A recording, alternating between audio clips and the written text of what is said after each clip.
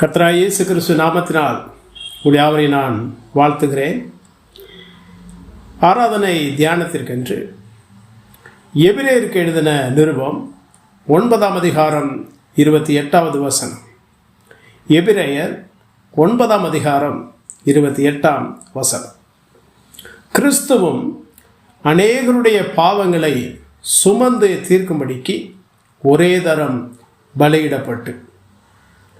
கிறிஸ்துவும் அநேகருடைய பாவங்களை சுமந்து தீர்க்கும்படிக்கு ஒரே தரம் பலியிடப்பட்டார் என்று எபிரேய ஆக்கியோன் இந்த இடத்திலே கூறியிருக்கிறார். யார் இந்த கிறிஸ்து? அநேகருடைய பாவங்களை சுமந்து தீர்க்கும்படிக்கு வெளிப்பட்ட இந்த கிறிஸ்து யார்? இவர் நமக்காக, இந்த உலகத்தில் உள்ள மனிதர்களுக்காக பலியிடப்பட வேண்டிய அவசியம் என்ன? பலி என்றால் என்ன? இதை ஏன் இவர் செலுத்த வேண்டும் என்பதை தெளிவாக நாம் பார்த்து ஆராதிக்க இருக்கின்றோம். பலி என்பது பழைய ஏற்பாட்டின் காலத்திலே இஸ்ரவேல் ஜனங்களுக்கு தேவனால் கொடுக்கப்பட்ட கட்டளையாக காணப்பட்டது. பலவிதமான பலிகள். இந்த பலிகள் எதற்காக செலுத்தப்பட்டது என்று பார்ப்போமானால், பாவ நிவாரண பலி, முக்கியமான பலி பாவ நிவாரண பலி. இந்த உலகத்திலே பிறந்து வளர்ந்து மரிக்கின்ற எந்த ஒரு மனிதனும் பிறக்கும்போதே பாவத்திலே பிறக்கிறார், பாவத்திலே மாண்டு போகிறார். பாவம் அவனை கொடூரமான இடத்திற்கு கொண்டு செல்லுகிறது. தேவன் மனிதனை சிருஷ்டித்த போது அவனை மரிப்பதற்காக அவர் சிருஷ்டிக்கவில்லை. நித்திய காலமாக அவன் அழிந்து போகும்படி சிருஷ்டிக்கவில்லை. ஆனால் அவனை நித்திய காலமாக தம்மோடு கூட இருப்பதற்காக சிருஷ்டித்தார். இந்த உலகத்திலே தேவனால் சிருஷ்டிக்கப்படுகிற எண்ணற்ற சிருஷ்டிகள் உண்டு. எந்த ஒரு மனிதனாலும் அந்த சிருஷ்டிகளை கணக்கிட முடியாது. தேவன் ஒருவரால் மட்டுமே அவைகளை கணக்கிட முடியும். ஆனால் மனிதன் மட்டும் வித்தியாசமானவன். அவன் மட்டும் தேவ சாயலில் உருவாக்கப்பட்டான், ஜீவ ஆத்மாவாக சிருஷ்டிக்கப்பட்டான். அவனுக்கு மட்டுமே தேவன் ஆத்மாவை கொடுத்திருக்கிறார்.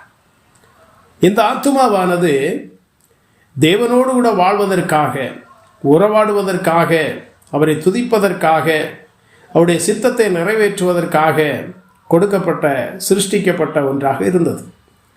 ஆனால் மனிதன் பாவம் செய்து விழுந்தபோது இந்த பாவமானது மனிதனையும் தேவனையும் பிரித்தது. மனிதனுக்கும் தேவனுக்கும் நடுவே மிகப்பெரிய ஒரு பிளவு, ஒரு பகைமையை இந்த பாவம் உருவாக்கினது. தேவனுக்கு சத்துருக்களாய் இருந்தோம் என்று வேதம் கூறுகிறது. தேவனால் சிருஷ்டிக்கப்பட்ட மனிதன் அந்த தேவனுக்கு சத்துருக்களாக மாறினார்கள் என்றால் காரணம் என்ன? ஒரே ஒரு காரணம், மனிதன் செய்த பாவம். இந்த பாவமானது மனிதனையும் தேவனையும் பிரித்தது. ஆனால் வேதம் என்ன கூறுகிறது? பாவத்தின் சம்பளம் மரணம். பாவம் செய்த மனிதன் தேவனுக்கு சத்துருவாக மாறும்போது அதற்கான தண்டனை என்ன? அதற்கான பிரதிபலன் என்ன? மரணம். ஆனால் தமது சாயலில் சிருஷ்டிக்கப்பட்ட மனிதன் பாவத்தின் சம்பளமாகிய மரணத்தை பெற்று நித்திய காலமாக நரக ஆக்கினைக்கு உட்பட வேண்டும் என்பது தேவனுக்கு விருப்பமற்ற ஒன்று. ஆகவேதான் தேவன் என்ன செய்தார்? பலி என்ற ஒன்றை உருவாக்கினார். பழைய ஏற்பாட்டின் காலத்திலே பலி என்பது தற்காலிகமான ஒன்றாக செலுத்தப்பட்டது. இளங்காலை, வெள்ளாட்டுக்கடா, பறவைகள், இப்படி பல பலிகள் அவனவனுடைய திராணிக்கு தக்கதாக, அவனுடைய பாவத்திற்கு தக்கதாக செலுத்தப்பட்டது. ஆனால் இந்த பலிகள் நித்தியமான நிரந்தரமான ஒரு மன்னிப்பை பெற்று தேவனுக்கும் மனிதனுக்கும் இடையேயான அந்த இடைவெளியை மாற்றி அவரோடு கூட மறுபடியும் நித்திய காலமாக வாழ்வதற்கான ஒன்று அல்ல. தற்காலிகமாக தேவனுடைய கோபத்திலிருந்து தப்பித்துக் கொள்வதற்காக தேவனால் இஸ்ரவேல் ஜனங்களுக்கு கொடுக்கப்பட்ட ஒன்றாக காணப்பட்டது. இந்த பலி செலுத்தும் போது மனிதனுக்கு பாவ உணர்வு உண்டாகிறது. நான் பாவம் செய்திருக்கிறேன், என் பாவ நிவாரண பலியாக, என் பாவத்திற்காக இதை பரிகாரமாக நான் செலுத்துகிறேன் என்றவன் உணர்வு பெற்றான். ஆகவே தற்காலிகமாக அவனுக்கு கொடுக்கப்பட்டதுதான் இந்த பலி, தேவனுடைய கோபத்திலிருந்து தப்பித்துக் கொள்வதற்காக. ஆனால் நித்தியமான ஒரு பலி வேண்டுமே, அவனை நிரந்தரமாக நித்தியமாக தேவனிடத்தில் சேர்க்க வேண்டும் அல்லவா? மரணத்துக்கு பின்பு வரக்கூடிய நித்தியமான அந்த வாழ்வுக்குள் அவன் பிரவேசிக்க வேண்டும் அல்லவா? அப்படி பிரவேசிக்க வேண்டுமானால் என்ன செய்ய வேண்டும்? அவருடைய பாவங்கள் நித்தியமாக மன்னிக்கப்பட வேண்டும், நிரந்தரமாக மன்னிக்கப்பட வேண்டும். அப்படியானால் இந்த உலகத்தில் உள்ள எந்த ஒரு மனிதனாலும் தன்னுடைய பாவத்திற்கான பிராயசித்தத்தை செலுத்த முடியாது. எந்த ஒரு பலியை செலுத்தினாலும் அவருடைய ஆத்துமாவுக்கான நித்தியமான விடுதலையை பெற்றுக்கொள்ள முடியவே முடியாது. ஏனென்றால் எல்லோரும் பாவம் செய்திருக்கிறோம்.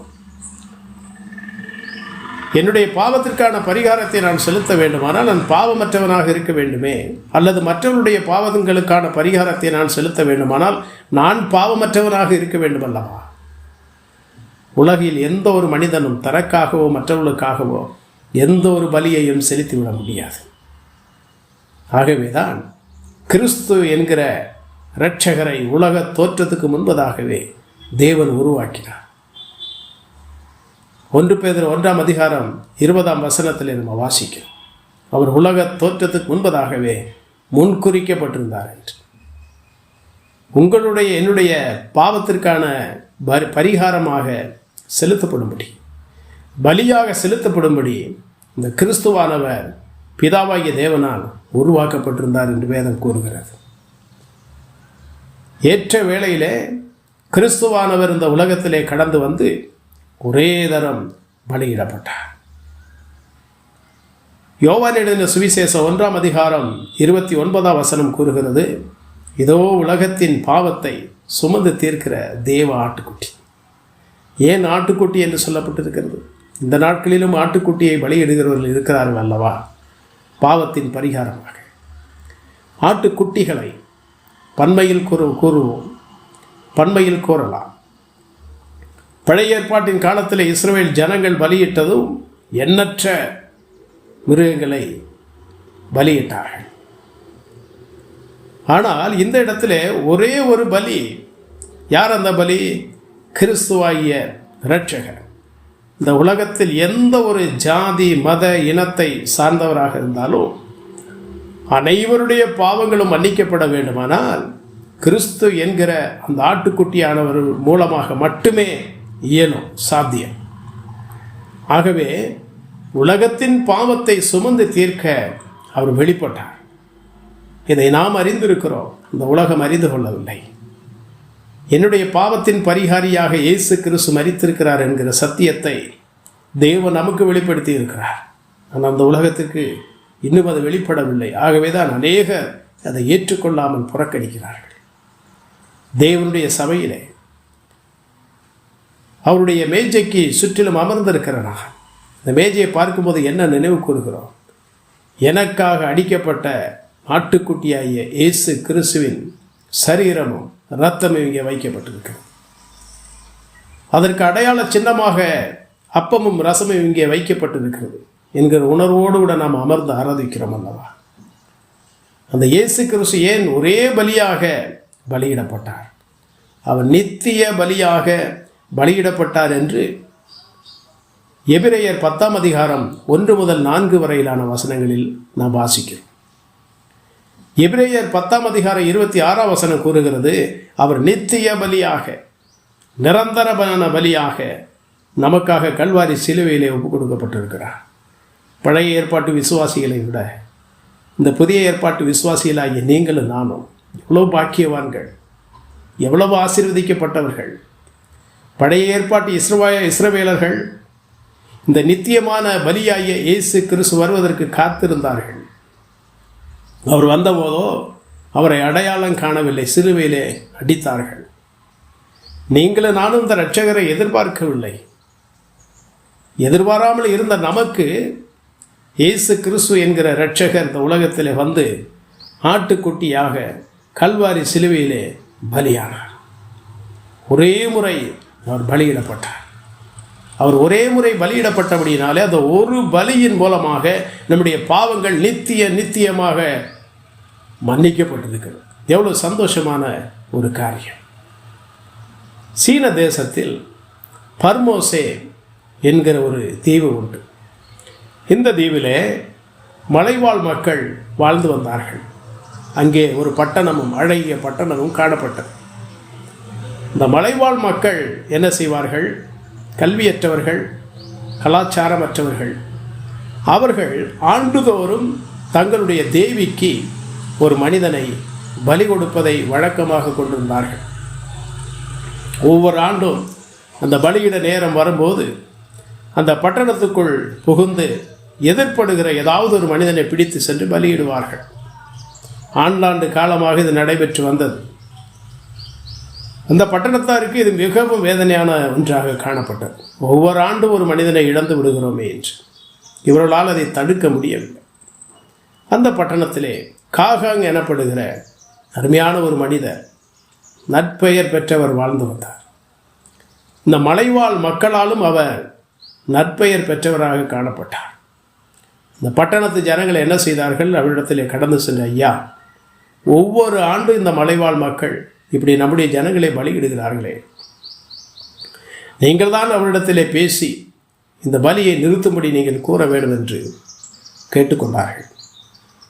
அவர்களுடைய வேண்டுதலுக்கு இணங்க இந்த காகாங் என்கிற அந்த சிறந்த மனிதர் இந்த மலைவாழ் மக்களிடம் சென்றார். அந்த மக்கள் அன்போடு கூட இவரை வரவேற்றார்கள். இவர் கூறினார், உங்களிடம் ஒரு மனு கொடுக்கும்படி நான் வந்திருக்கிறேன்.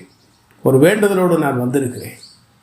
ஒவ்வொரு ஆண்டும் நீங்கள் பட்டணத்து மனிதர்களை பிடித்து சென்று உங்கள் தேவிக்கு நீங்கள் பலியிடுகிறீர்கள். அதனால் நாங்கள் அனைவரும் மிகவும் பாதிக்கப்பட்டிருக்கிறோம். பட்டணத்து ஜனங்கள் மிகவும் வேதனைப்படுகிறார்கள். நீங்கள் ஏன் அதை நிறுத்தக்கூடாது? பட்டணத்து மனிதர்களை தேவிக்கு பலியிடுவதை நீங்களே நிறுத்தக்கூடாது என்று கேட்டார்கள். அவர்கள் கூறினார்கள், ஐயா, ஆண்டாண்டு காலமாக நாங்கள் அதை கடைபிடித்து வருகிறோம். திடீரென எங்களால் அதை நிறுத்த முடியாது. நாங்கள் பலி செலுத்தியே ஆக வேண்டும் என்று தாழ்மையோடு கூறினார்கள். அப்பொழுது இந்த காகாங் என்கிற இந்த சிறந்த மனிதர் கூறினார், வருகிற ஆண்டு நான் காண்பிக்கிற மனிதனை உங்கள் தேவிக்காக நீங்கள் பலியிடுவீர்களா என்று கேட்டார். அவன் அனைவரும் அன்போடும் தாழ்மையோடும், ஐயா, நிச்சயமாகவே நீங்கள் காண்பிக்கும் மனிதனையே நாங்கள் பலியிடுகிறோம் என்று ஒப்புக்கொண்டார்கள். இந்த பலியிடுகிற நேரம் வந்தது. இந்த காகாங் என்ன செய்தார்? வேஷம் மாறி ஒரு சிவப்பு நிற ஆடையை அணிந்து ஒரு வழியாக கடந்து வந்தார். ஏற்கனவே ஒரு மலைவாழ் மக்களிடம் கூறியிருந்தார், சிவப்பு நிற ஆடை அணிந்து ஒரு மனிதன் வருவார், அவனை பலியிடுங்கள் என்று. இந்த மனிதர்கள் பார்த்தார்கள், காத்து கொண்டிருந்தார்கள். அந்த வழியாக சிவப்பு நிற ஆடை அணிந்து ஒரு மனிதன் வந்தார். ஓடோடி சென்று அந்த மனிதனை பிடித்து சென்று தங்கள் தேவிக்கு பலியிட்டார்கள். பலியிட்டு முடித்த பின்பு தலை துண்டாக வெட்டப்பட்ட அந்த மனிதனுடைய முகத்தை பார்த்தபோது அவர் வேஷம் மாறி வந்த காகாங் என்பதை அறிந்து கொண்டார்கள். எல்லாரும் உடைந்து போனார்கள், அதிர்ந்து போனார்கள். ஐயோ, சிறந்த ஒரு மனிதன், நற்பெயர் பெற்றவர், இப்படிப்பட்ட ஒரு மனிதனை நாம் கொன்று விட்டோமே, இப்படிப்பட்ட ஒரு மனிதனை எப்படி இனி காண முடியும் என்று எல்லாரும் கதறி அழுதார்கள். அதோடு கூட அவர்கள் பேசிக்கொண்டார்கள், இந்த ஒரு சிறந்த மனிதரை பலியிட்ட போது, நாம் இழந்த போது நமக்கு இவ்வளவு வேதனை இருக்கிறதே, அப்படியானால் இந்த பட்டணத்து ஜனங்கள் எவ்வளவு வேதனைப்பட்டிருப்பார்கள், உற்றார் உறவினரை, நண்பர்களை, குடும்பத்தாரை இழந்து.